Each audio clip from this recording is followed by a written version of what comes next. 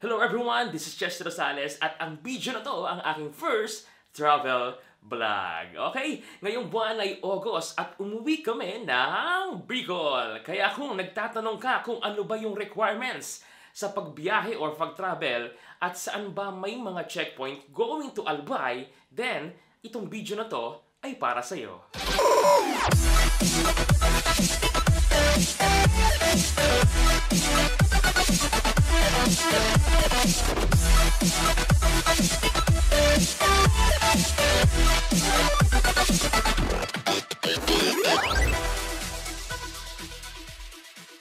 Bali, bumiyahe kami guys ng August 1. Sunday iyon. Okay? Kaya yun yung first na nag-announce na medyo magkakaroon ng mga checkpoint sa mga borders dito sa NCR. Kaya hindi na namin pinatagal.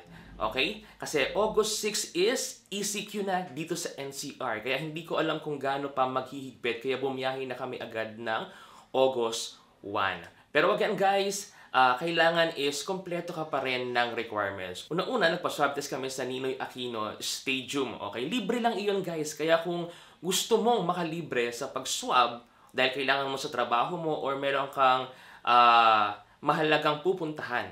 Okay? Wag yung boborakay ka. Wag yung magta-travel ka lang para magbakasyon. So, hindi ka rin papayagan nila. Kaya kung gusto mong malaman kung paano mag-set ng appointment and mag-book ng schedule, nasa description yung link kung paano ba siya gagawin. Pero dahil nga, nag-announce bigla dito sa NCR na baka mag-lockdown, kaya hindi na namin nahintay yung 2 to 3 days na result from doon sa aming pinaswab test. Okay, kaya no choice kami guys kung hindi magbayad para at least is makuha namin yung result agad. Kaya ang ginawa namin guys is pumunta kami sa isang private hospital sa Taguig, okay, and nagbayad kami ng 1,500 pesos for antigen. Okay, mabilis lang naman yung result guys. Actually, mga 30 minutes to 1 hour, makukuha mo na yung result and pwede ka nang bumiyahe. Kasi yun yung isa sa mga requirements, yung negative result sa mga LGU at sa mga checkpoint kung gusto mong bumiyahe going to Albay. Kaya mahalagang mahalaga yun guys.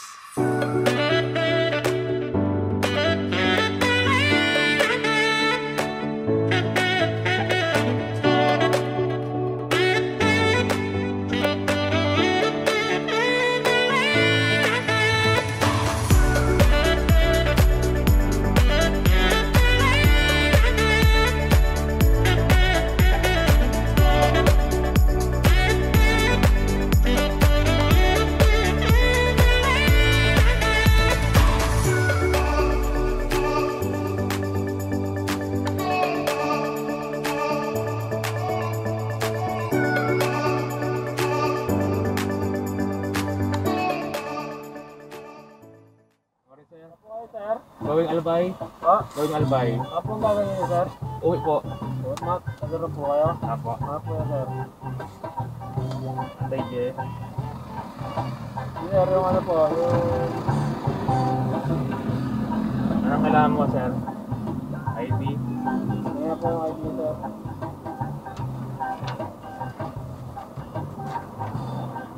Ito po. Iyo. Thank you.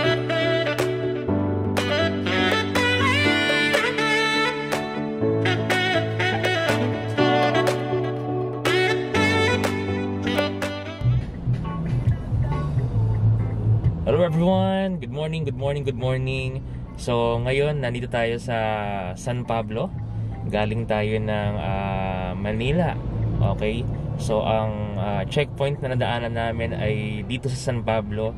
So hindi naman ganoon karaming tanong ang ginawa. Bali, naghanap lang ng ID kung taga saan.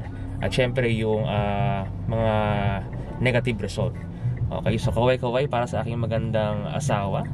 Ayan, so kakagising lang. Okay. So ilang oras na rin tayong bumiyahe galing Manila. So ayan yung patunay na nasa San Pablo tayo. Pure Gold San Pablo Highway. So mamaya guys, okay, video tayo ulit kapag may nadaanan tayong magandang spot or may checkpoint tayo ulit na nadaanan para at least aware kayo. So today is August 1. First day ng August. Kaya medyo maigpit yung ibang checkpoint. Pero titingnan natin kung kamusta. Alright? So, kita-kits ulit mamaya.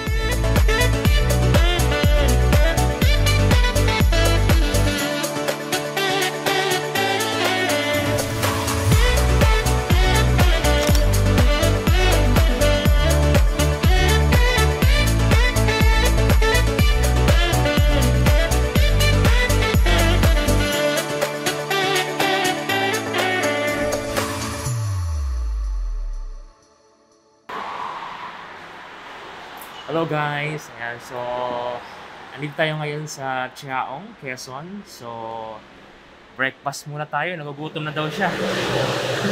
Kaway-kaway naman yan. Say hi! Ayan, breakfast naman daw kasi gutom na. Ayan na si ate. Drinks po, ma'am. Water na lang po.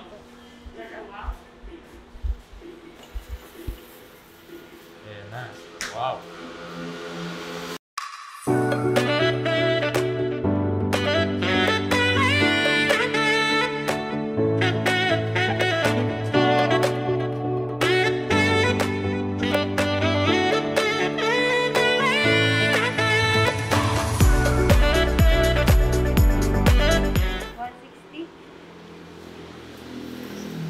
Naubos niya po yun sa kanya.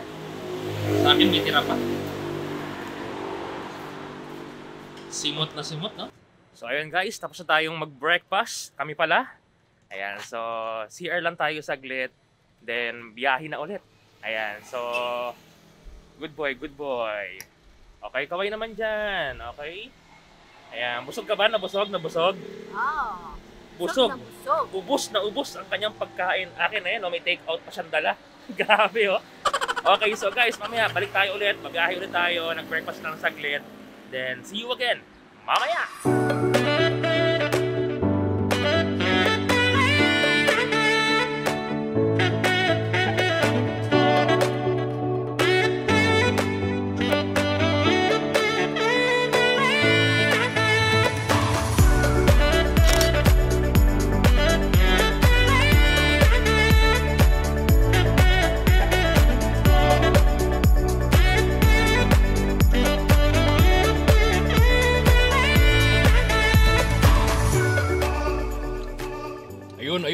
Ayun. Ayan, so lunch break muna. Nandito kami ngayon sa Calawag. Ayan, so hindi kami nag-dine in para mas mabilis. Kaway naman dyan. Nag-double chin tayo. Well, ganito talaga. Nakakapagod pero enjoy naman ang long ride. Okay guys, so balitaan namin kayo mamaya dahil malapit na tayo sa boundary. Papuntang Bicol na. Ayan, so ano kaya meron doon? Tingnan natin mamaya.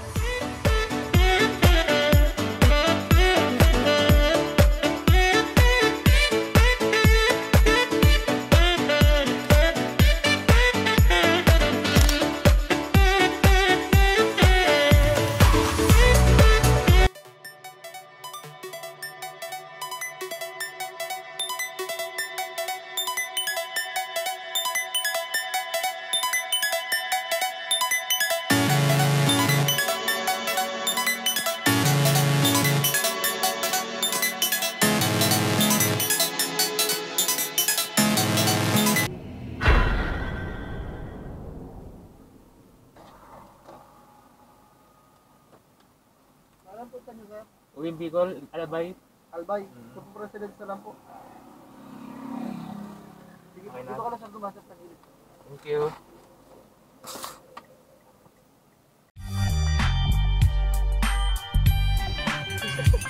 Gising na. So ayun guys, nakita niyo sa video, no, kalalagpas lang natin sa checkpoint ng Del Gallego. Bali, madali lang yung proseso guys. Pinakita ko lang yung negative result ng antigen naming mag-asawa.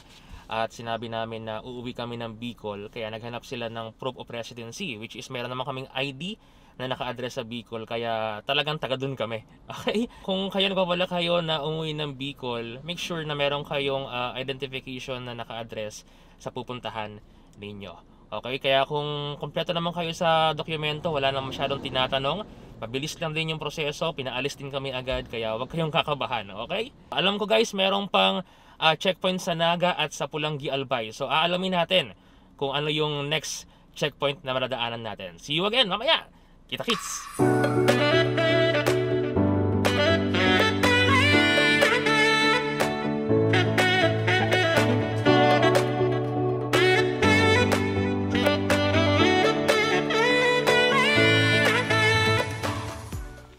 guys, medyo pahinga muna tayo, no? Stretch muna tayo ng ating mga nangangalay na tuhod sa pagdadrive. Okay, so nakita lang kami ng magandang spot, magandang view. Ayan.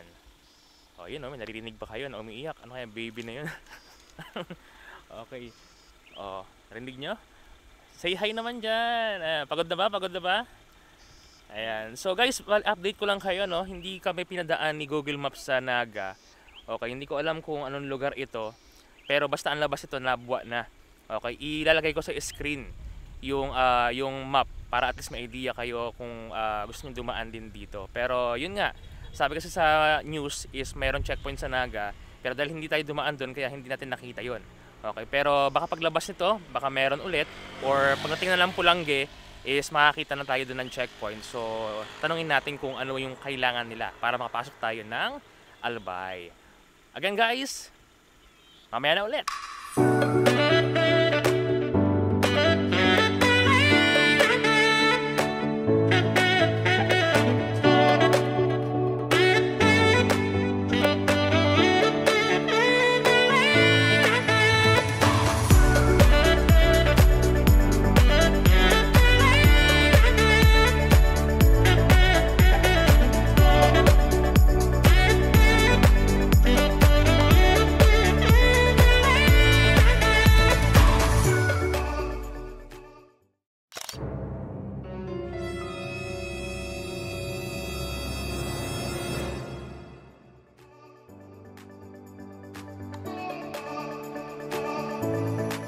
Ayun guys, no, sabi ko kanina, ipopost ko yung map kung saan kami dumaan. Pero wag na, hindi ko nare-recommend.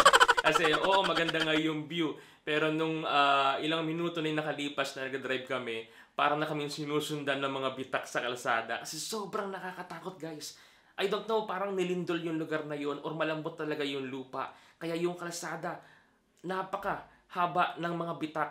Kilometro guys, at yung ibang dinaanan namin sobra, yung kalahati ng kalsada is nahulog na, naglandslide na, kagaya na makikita nyo sa video. Okay? Kaya kung may plano kayong mag-shortcut, wag na, di dito. Dumaan na kayo sa National Highway. Kahit palikuin kayo ni Waze, wag kayong liliko. Okay?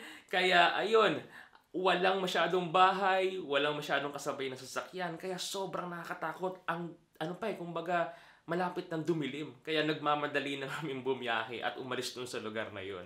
Okay, ang labas nun is nasa Nabwa na kami. Okay? I think LCC Nabwa, kung di ako nagkakamali. Basta mall siya. Yun.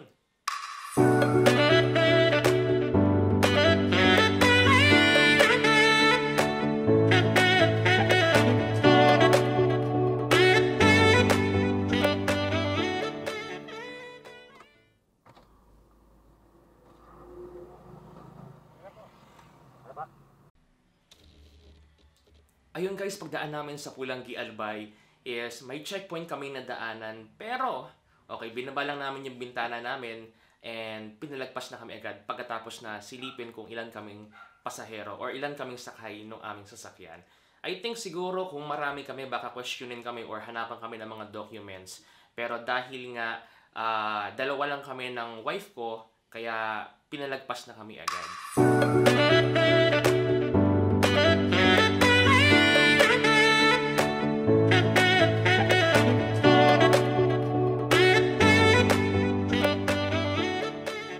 So ayun nga guys, no, maraming salamat sa pagpanood ng video na to and I hope na natulungan ka. Kaya kung tingin mo is nagustuhan mo at natulungan ka ng video na to, don't forget to subscribe and click the notification bell dyan sa baba. Okay, para ma-update ka sa ating mga next travel videos and mga tutorials dito sa aking YouTube channel. Again, this is Chester Rosales and see you again sa aking next video.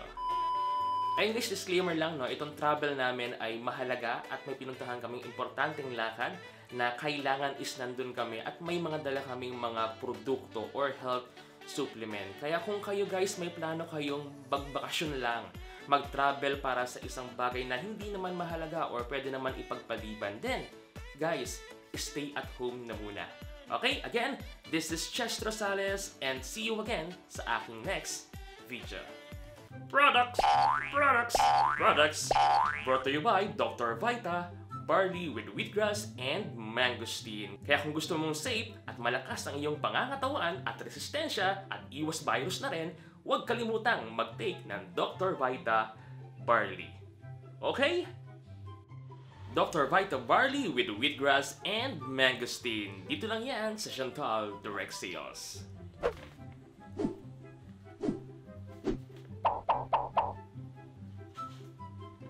Silbi ng aircon, nakalimutan kong buksan. Pawis na pawis tayo. Okay, bye-bye!